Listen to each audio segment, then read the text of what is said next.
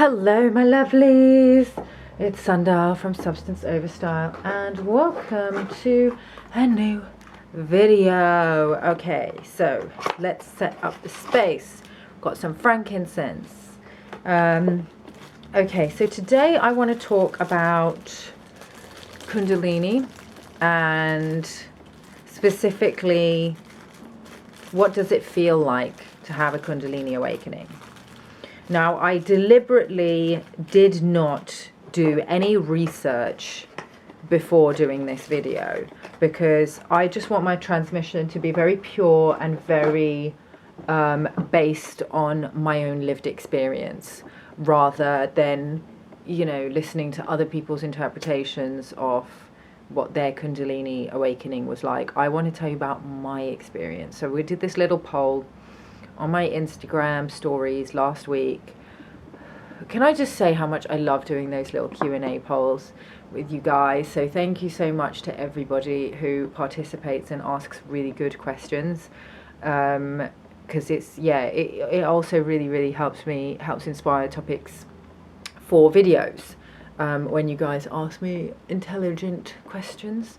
So I think the subject of my Kundalini awakening came up, and somebody DM'd me and asked me to talk more about it. So I have got a video on my channel where I talked about it before, but the sound was really bad. I filmed it in the Amazon, and there was like a waterfall right outside my room. Not a waterfall. Was it a waterfall? Yeah, I think it was a waterfall, but it's in the rainforest. So it's very noisy. The sound quality was terrible. And I was talking about a bunch of other things in the video as well. So I wanted to do a video that was specifically dedicated to talking about my Kundalini awakening. Okay, so those of you who know me maybe already know, maybe you don't know, but I had a spontaneous Kundalini awakening about 10 years ago now.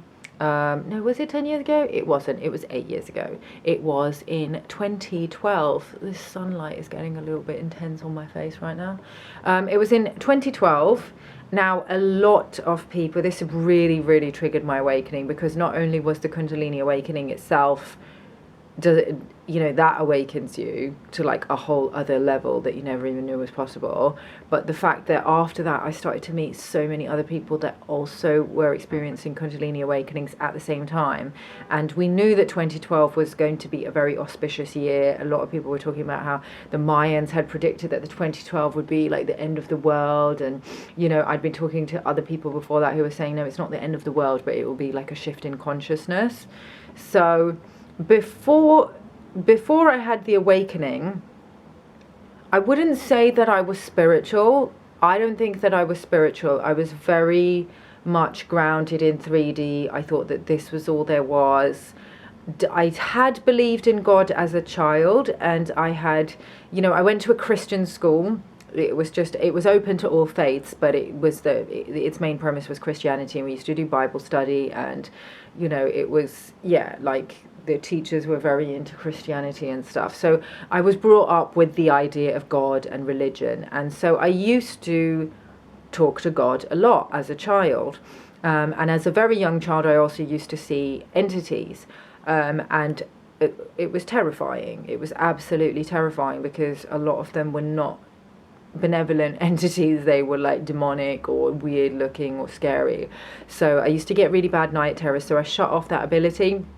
But I continued to speak to God, and then around the age of 13, 14, I started to notice inconsistencies in the texts, and I was like, maybe I'm just being delusional, maybe there is no God, maybe I'm just talking to myself. So I stopped talking to God, and God stopped talking back, and that was the end of it, really. And then my life just kind of went on, actually looking back now, my life went on a bit of a downward spiral after that. So I'm really glad that I'm back in relationship with God now.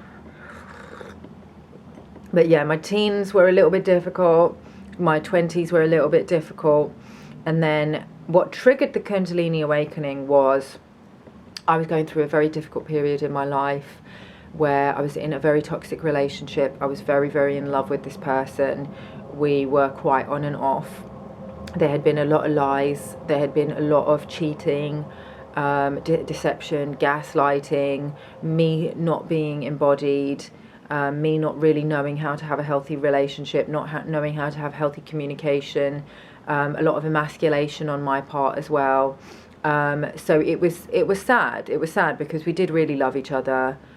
We had a very strong connection, a very strong bond, but we really hurt each other. Very destructive relationship. So I was going through a dark night of the soul. And I had found this one website that was, all about how to overcome betrayal because my partner had cheated on me. And it talked about meditation and things like that, and, like how to get over this, how to get over that. And I kind of did some of the stuff. It was, a lot about healing and personal development. And then I sent it to somebody else who was going through the same thing. And they got really, really involved. They got very into meditation, started meditating a lot, became very obsessive, learning more and more, because I think this person started to have a lot of spiritual experiences. And then they gave me this book. And the book was The Divine Matrix by Greg Braden. So I read that book, and for me it was very eye-opening, because Greg Braden bridges science and spirituality together. And for somebody like me, who at that time I was very left brain, it's not like I was really I wasn't super plugged into the matrix. There were a lot of, I was always able to intuitively notice the difference between wrong and right, which I feel like a lot of people struggle to do, and I really don't know why, because it's very obvious to me. Like, I had gone vegetarian at the age of 13. I had then become involved in animal rights activism. I'd gone vegan around the age of 16, 17, wasn't very good at it, and had kind of given up by the age of 21. But I was kind of awake to the fact that there were a lot of things on this planet that were wrong. I'd awoken to, the whole 9/11 stuff, and how bullshit that was, and how we were being lied to at the age of 22. So that was 2007, and I started getting involved with like anti-war activism with We Are Change, and meeting up with them once a week to go to Trafalgar Square and like hand out DVDs. So I was a truth seeker already, and I had been involved in activism since I was a child. So I was never really like asleep. I was always kind of awake, but I wasn't awake to all the different dimensions. I didn't understand, everything that was happening on this planet at the underlying causes, which I understand much better now. So I was going through this very difficult period in my life, being lied to, and had started this process of healing. I'd traveled to India. I did my first model contract in India, and that had been, that's when I really started to open up a little bit more to like the magic of life, and surrendering to the process and where life takes you. And I started to become quite successful out there as well. I was getting booked by, top photographers, top brands, and, just was really enjoying life and just surrendering to the process. I came back to London, and I started talking to this ex-boyfriend of mine at the time. We still really cared about each other, but for me, in my mind, I knew it was toxic. And I think that with Kundalini, it's like starts to become, I can't say this for sure, because again, like I said, I haven't researched it. But for me, the fact that I wasn't really being authentic to my truth, and I wasn't really connected to my emotions, to my body, and to speaking my truth. And I was still dealing with people that weren't honouring me, and I was still not doing what was best for me. Obviously, we do the best with what we have available, and if we know better, then we do better. So I really was doing the best with what I had available, but, it was a difficult time in my life. And so I was continuing to speak with this person, and what happened was we were talking every night on Skype, or on FaceTime, and we would have to get into these really deep conversations. We would like smoke a joint together, and for me that always facilitates a lot more like introspection. And we started to talking about different, I don't want to say metaphysical, but kind of philosophical concepts. And he started saying some really strange stuff. He wasn't a very spiritual person, but he started saying things that I think kind of maybe activated me in some way. Like he said, if the universe is always expanding, it's expanding forever and ever and ever, that must mean that every possibility already exists. And I was like, what? And it was so weird that he'd said that, because Greg Braden had dealt with the same idea and the same proposition in the Divine Matrix book. And he'd even gone on to kind of explain how that works scientifically. Read the book, guys, because I'm not going to be able to do it justice in this video or in any of my videos. You just need to read the book. And I was just like, that's so weird that he just said that, because he's not spiritual. He doesn't read books. But he just kind of come to this realization himself just by, you know, pondering it. And I was just like, okay, interesting. And then the next day when we would talk on the phone and we would be sober, I would be like, what were we talking about last night? It's so crazy. Like, I can't remember at all.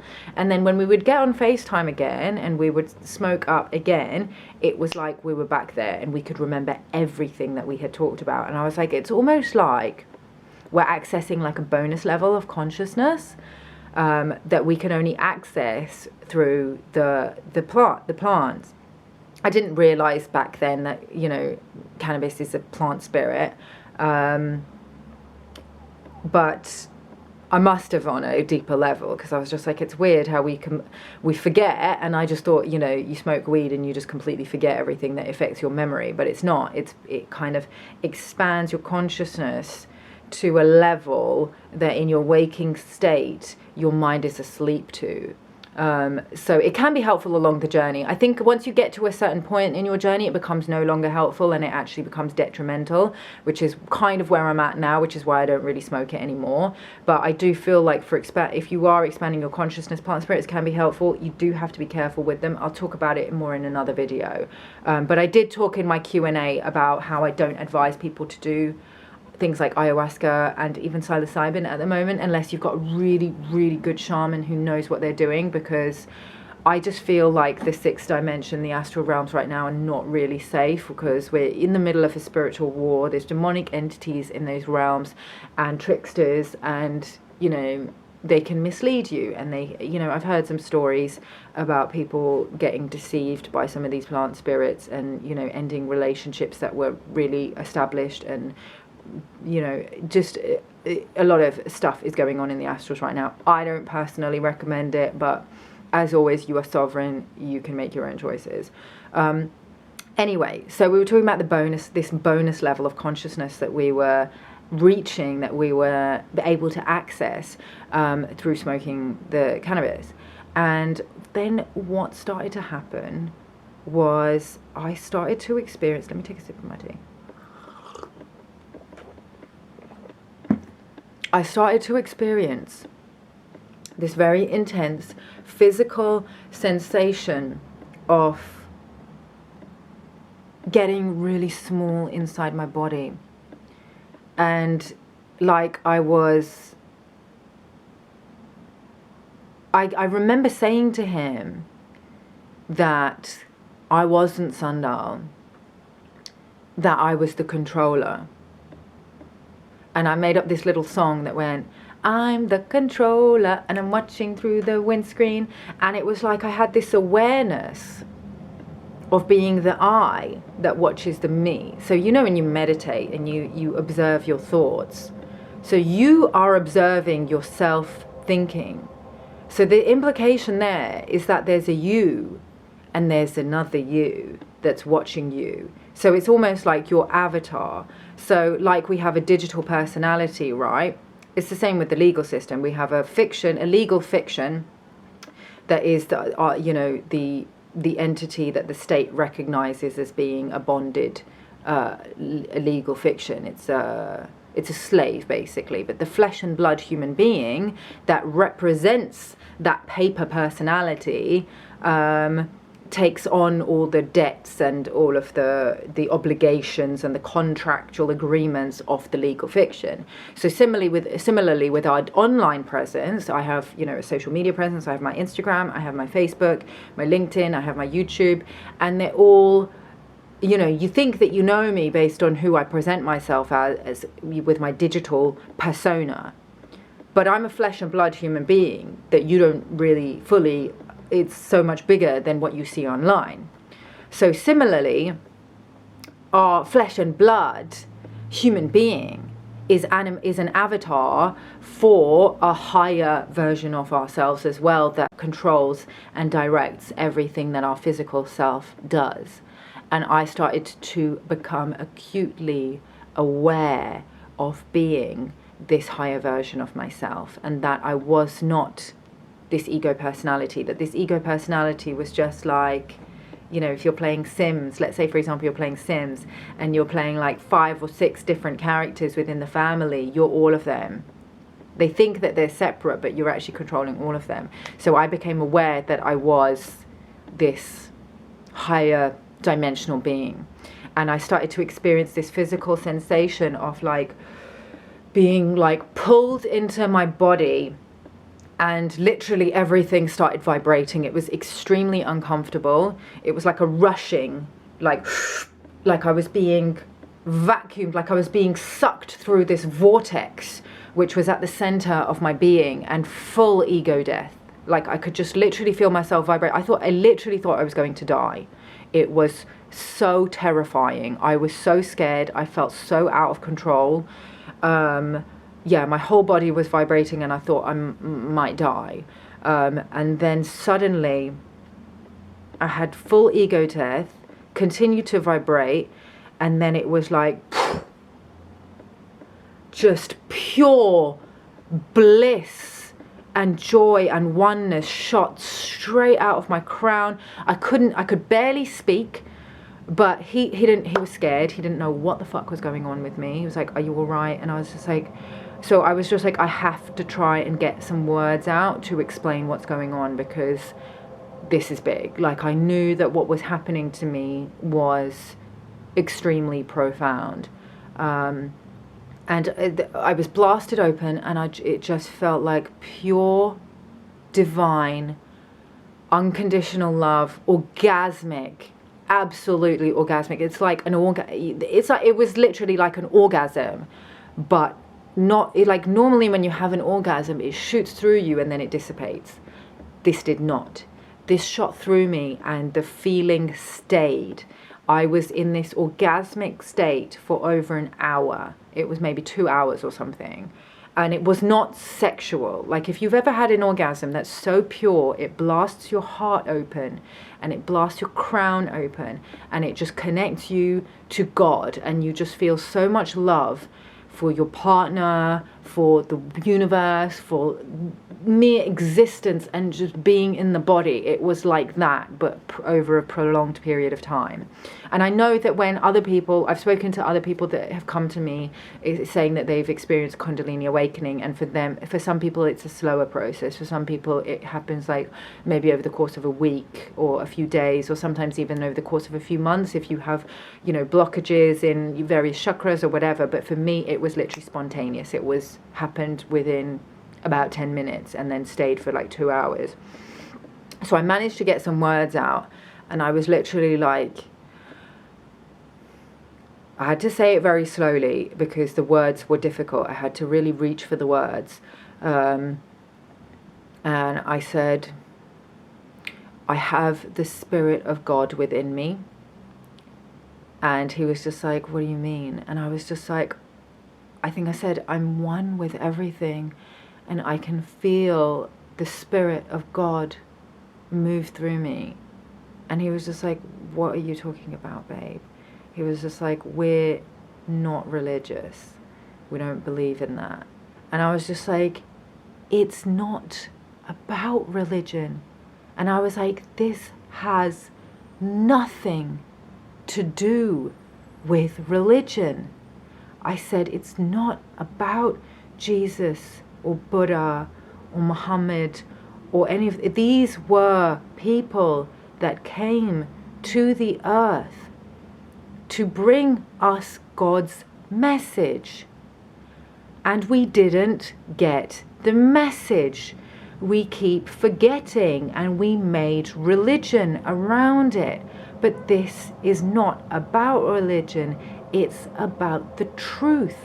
The truth. I'm trying to remember. I can't remember the exact words, but it was something like this. I'm trying to go back there in my mind. The truth of who we are. that we are one. And I could literally feel bed, bed, bed, bed, bed, bed, bed, bed, like the bed was me. Curtains, curtains, curtains, curtains, curtains, ceiling, ceiling, ceiling. Like, so you know how, so, okay, I've got my hand here, right? I can move this hand and I don't have to look at it to know that it's there. I know that my hand is there. I don't even have to move my hand to know that I have a hand. I know that I have feet. I can feel my feet. I feel where they are. I feel the sensation of the balls of my feet pressing against the rubber of my flip-flops. I can feel my knee pressed against the wood of my dresser, my altar. So I don't need to look at myself to know where I am. I could feel the entire room as if I was all of it. I could feel the curtains because I was the curtains. I could feel the ceiling because I was the ceiling. I was all of it. I wasn't me anymore. I wasn't Sundar. And he was like talking to me. He was using my name. He was saying Sundar. And I was just like, that name doesn't mean anything to me. And I was just like, I'm not Sundar. And he was like, well, who are you then? I was like, I am the eternal I am. I am it all. I am everything. I am the oneness. I felt so ancient. I felt the knowing, the remembrance that I am all of it. That's how, I'm like not fucking with you guys. This is how it is. I was all of it. And I have always been here. I felt I have always been here. And I will always be here. I felt the eternalness. I felt the eternalness of my spirit, of my consciousness. This is why I don't give a fuck anymore. This is why I will say exactly what I think. I will speak truth. I'm not afraid. I'm not afraid of being harmed. I'm not afraid that what I say will... I know that a lot of people are scared to speak truth because they're scared that the truth will cause them to become targeted. Yeah, okay, I do have those fears sometimes, but when I really tune in, I know that nothing can harm me. Nothing can harm me. You can harm my vessel. You can harm this physical flesh suit. It's not who I am. It's not who you are. I'm you, you're me. We are all emanations of the one eternal I am. And that's what it was. That I experienced it. I was there. I was it. I was all of it. And I was thinking about, I was like, Sundar, yeah, that girl. I knew that I loved her and that I wanted to take care of her and that I had a duty to do the best thing for her and to live her life in the best way possible. I knew that, and I knew that I had to make the right choices for her.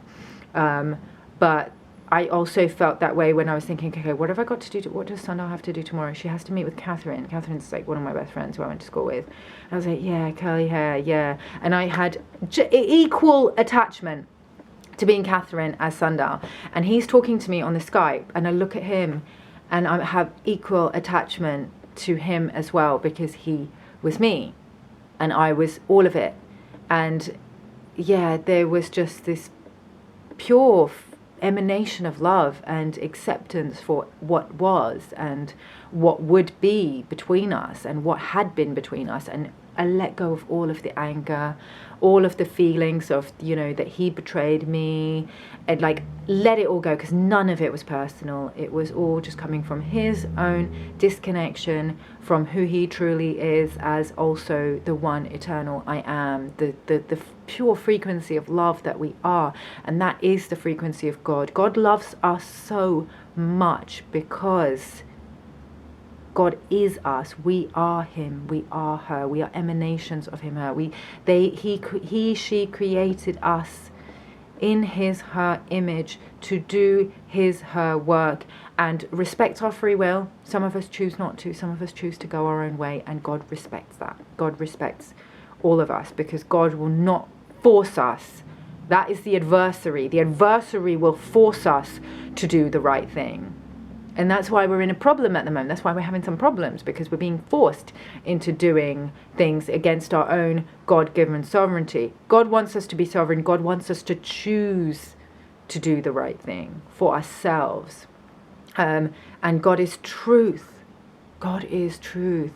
So truthful and accepting of everything that has happened. Doesn't mean that God is okay with it, because God was not okay with it. And I literally started crying. I started welling up, and I started saying, people have forgotten. They have forgotten that at the source where we came from and who we are, and that when we take from each other, we're taking from ourselves.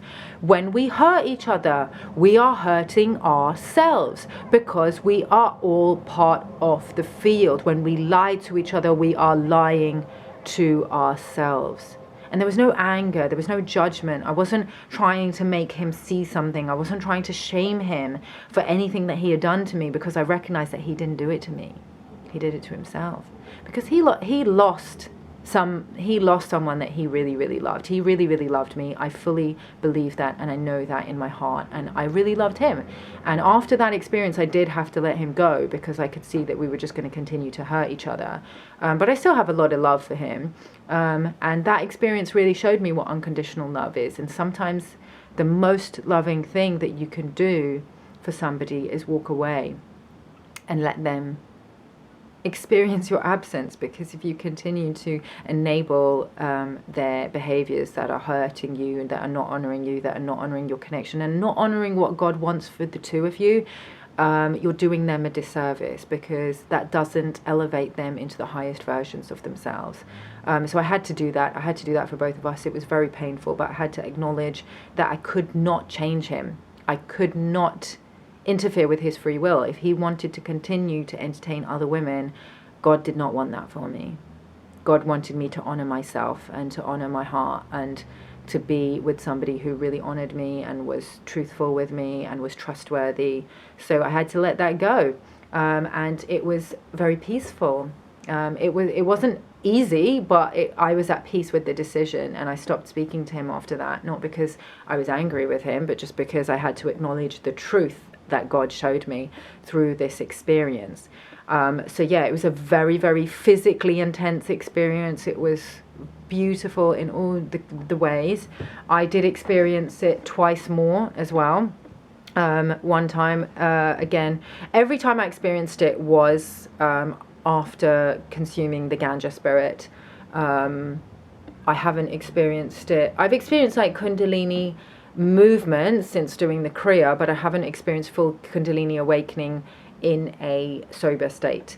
So I just put that out there. I'm sure it would be incredible as well. My mum has.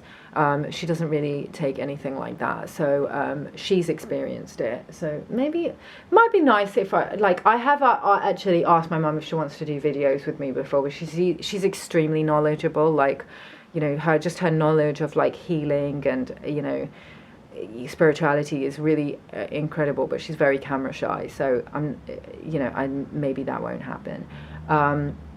But that was my experience. So the other two times I experienced it was similar.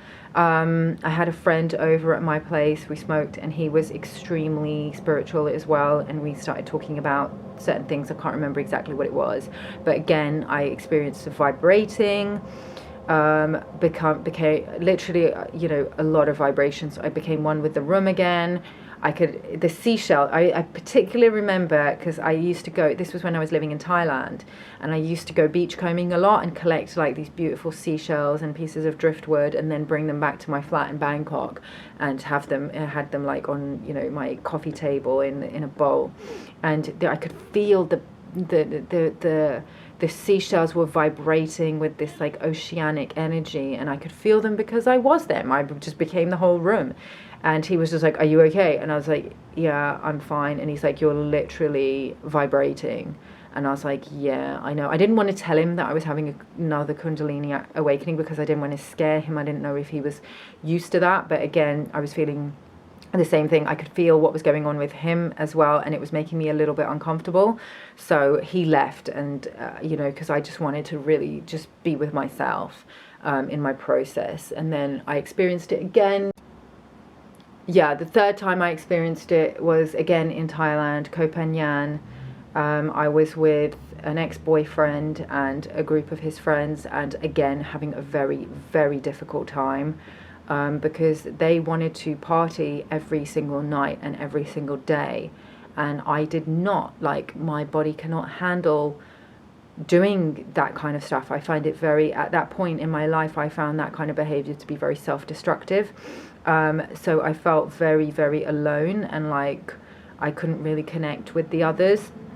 And I just remember, yeah, like it was very sad for me, because again, I had quite a strong connection with this guy and it had been going really well, but I started to really feel like maybe we were not aligned very well, because I was on this very intense spiritual journey of healing and everything, and he was still, you know, just engaging in self-destructive behaviors and not really, you know, didn't really seem very happy with his life, and was medicating with a lot of alcohol, a lot of drugs, and was not really on the path of self-improvement and healing, which is, you know, it wasn't like to judge him or anything, but we just weren't aligned, and I was starting to see the truth of that. So that was difficult for me, and I remember lying on the grass, and this was even more intense, because I lay down on the grass, and again the vibration started again, and I became aware of being the controller watching through the windscreen, and I had these huge 70s glasses on, and I was just like, okay, this is a really intense windscreen that I'm looking through the glasses, and I was lying in the grass, and then literally I could feel the blades of grass vibrating, because I was then. I could feel the fields. We were outside now, so I can feel the field vibrating, because I was the field. I could feel the clouds in the sky vibrating, because I was one with the clouds. I literally became all of it, and this was the most intense one, actually. And the sounds were, there were all these sounds. There was the music coming from our villa, which was like, I don't know, like ravey kind of music, dubstep or electronic or something. I think psychedelic trance. It was pretty good music. And then one of the girls in our group was talking on the phone. There was a house opposite where they were playing Thai music, and there were birds flying overhead. And all of the sounds, I could trace all of the sounds back, all the way back to the start of it all, when we were all one. And it activated the remembrance within me of when all of these things that seemed like separate things that were happening by separate people or separate beings, separate entities, were together when we were one, when we were the same consciousness. And I realized that I was exactly where I needed to be in perfect divine timing, and that I was not separate from whatever was around me, because I was feeling very separate. I was feeling like I couldn't connect with all these people around me. And in that moment, I suddenly realized that I was everyone around me, that I was everything around me, and that it was okay, and that I was loved, and, you know, at the right point in my journey. And that's exactly what I needed at that time. And the relationship still dissolved after that, and it was extremely difficult. It was extremely painful. But having that experience of knowing that I am always where I need to be, and I am always going through whatever I need to go through in order to fulfill my mission, my contract, my process of evolution, to learn the lessons that I need to learn in order to experience existence. And that's what it is. That's what we're doing. We are source experiencing ourselves. We're learning what is the truth, what is love, what isn't love, what isn't truth. How do we know each other? How do we be together? And how do we come back together? So yeah, that's it. That's all I want to say. if you have you been through this yourself, like if you're going through this process, or you've been through this process, I would love to hear from you. Let me know what your experience has been in the comment box below. As always, I'm available for sessions as well. If you guys want to activate your Kundalini, then definitely consider joining Reclaim Your Crown. I really hope that by the time this video goes up, the course will be ready. Yeah, I'm just, you know, it's almost ready, so I'll post the link if it's ready. If not, then just look out follow me on Instagram, and I will be announcing on Instagram when it's ready for you guys to enroll, and you can experience the Kundalini activations and the energy channels opening and the oneness with your creator for yourself. It's honestly such a beautiful feeling, and it's given me so much peace and so much groundedness in my life, and I want everybody to experience that. So yeah, that's all. Thanks for watching, guys. I will love you and leave you, and I will see you in the next video. Peace out. One love.